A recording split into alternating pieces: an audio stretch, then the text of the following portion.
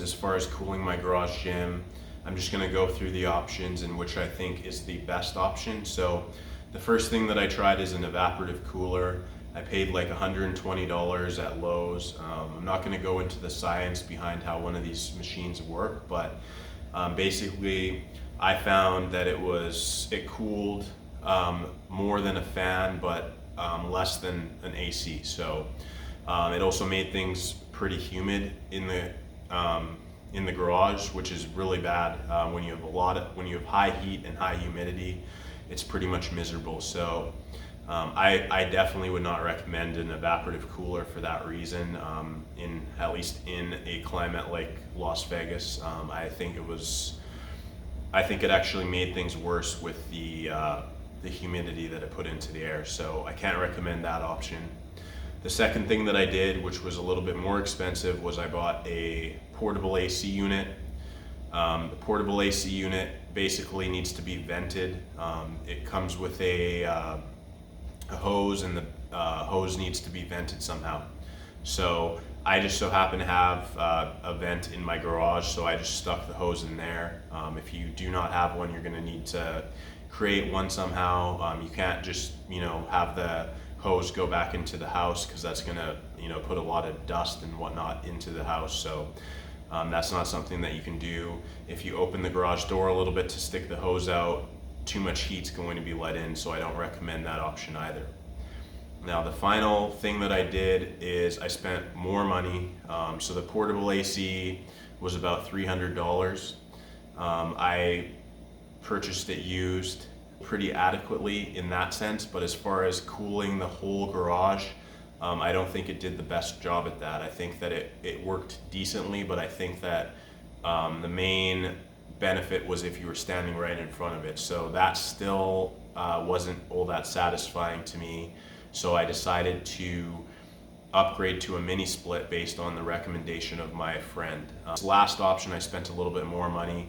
I spent a little bit under $500. I got a mini split AC with heat pump, 12,000 BTUs. I got it on eBay, and I spent a little bit under $500, including shipping on it. All right, guys, so this is what a mini split AC unit looks like. As you can see, it's mounted near the top of my ceiling.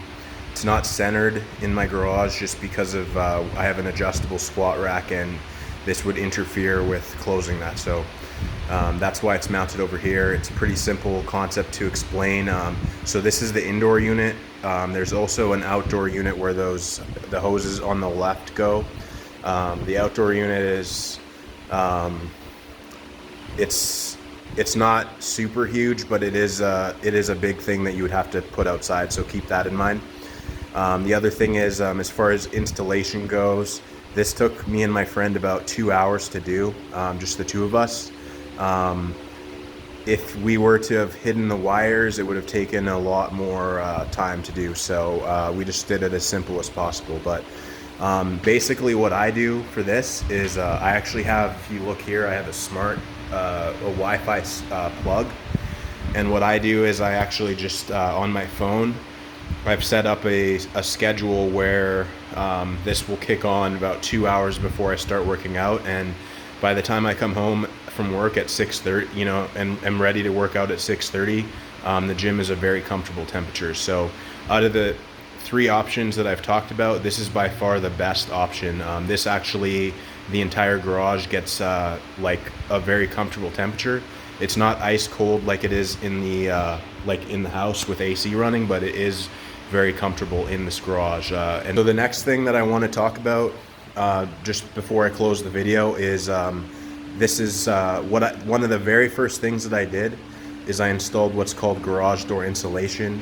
You can pick it up at like Home Depot or Lowe's. I have a 2-car garage, so a garage this size, basically you need about 2 packages, which is going to cost you about $100. But just doing this made a pretty large difference in temperature, since a lot of the heat is actually coming from the garage door. So what it is basically is it's like a styrofoam piece, and on the other side there's a aluminum reflective layer, and it does a pretty good job at keeping a lot of the outside heat from escaping. I do need to put some weather stripping down. Last but not least, this is just a pretty standard method, but I recommend getting a high velocity fan. They circulate a lot more air than a regular fan, and they're like maybe $20 more expensive, so I definitely recommend it.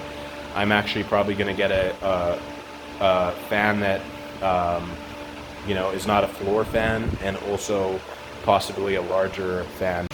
Anyways, guys, these are the things that I do to make and keep my garage cool.